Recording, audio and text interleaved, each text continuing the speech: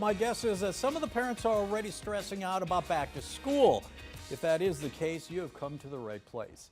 Jenny Cornell is here from Northland Health Centers to discuss keeping the summer alive while also preparing for the upcoming school year. Good morning. Good morning. Thanks This for is a having me. really good topic because a lot of times we all do this, I think. We get ahead of things in our mind and we assume that what we enjoy is now ending, but there's still time. So you've got those competing thoughts. School is starting, but we still have summer to go. Exactly, and so many parents fall into this trap. I've fallen into it myself, Yes. you know.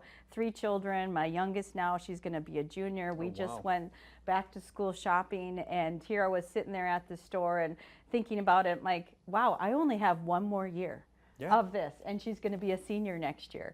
So I'm like, wow, I better not think ahead of myself. I could just dwell on that. This is my last, you know, second to last, and think 10 times ahead of myself. And then I miss out on all the cool things in the present moment. And that's where mindfulness can be helpful. Absolutely. Now, this is going to fly really fast, but you've got some really great advice here. We're going to start with some practical ideas. And one of the things you say is don't go out and get all your school shopping done right away. Maybe get an outfit for opening day, the first day of school, and then fill in as time goes. Break it up. You know, you don't have to make it a commando run of getting everything all at once, because that can add just pressure to it, and it takes the joy out of it. You really want to be present in the moment and enjoy those conversations. Be present right now instead of thinking 10 steps ahead of yourself. Okay, another thing is it's not too late or not too early. It is the 5th of August. School is going to start in a few weeks. Start adjusting how you sleep.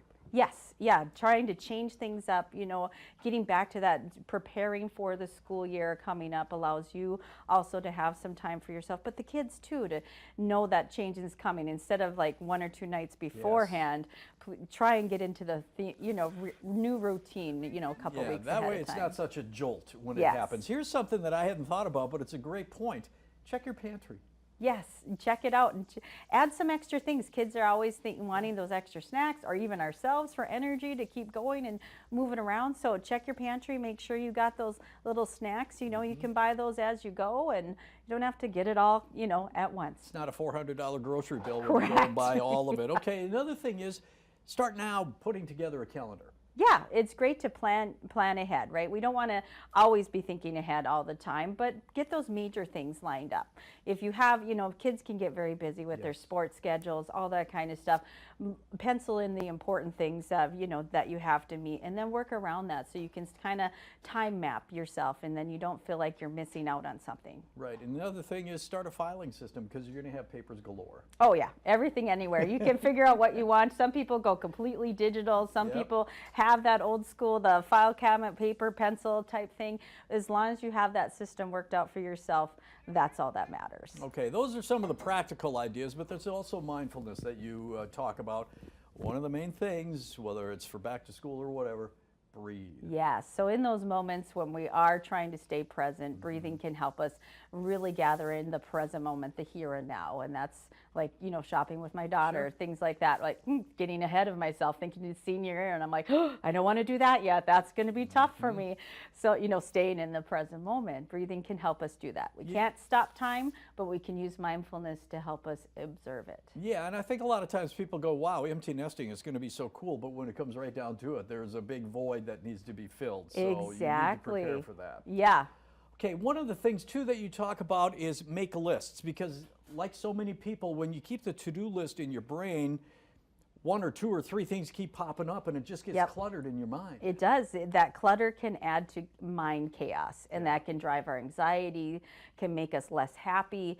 It can make us more irritable. It really adds to like a cluttered home, a cluttered mind kind of thing. And then we feel like we forget something, or we have to strain ourselves to remember something. So make a list, write it down, pen, paper, or on your phone, you pick. You know, and it is still early August. There's still time to do some family things. Yes, yeah. One thing, so we don't have those regrets, right? Like summer slips by us so quickly. Find one thing. It doesn't have to be a big, huge trip somewhere. It can just be like game night, or it can be just making an art or craft together, organizing their backpack together. You know, make it into something maybe you're already doing, but you're focusing on that quality time. Don't mourn the end of summer, enjoy what is left. And you also say make a photo album, and don't forget to take time for yourself. Exactly, that's number one, because if you don't take time for yourself, you can get cranky and irritable, and then you lose those precious moments. Jenny, enjoy the last 2 years you have I with your will. daughter at home. Don't let it slip away. Yes. All right. Thank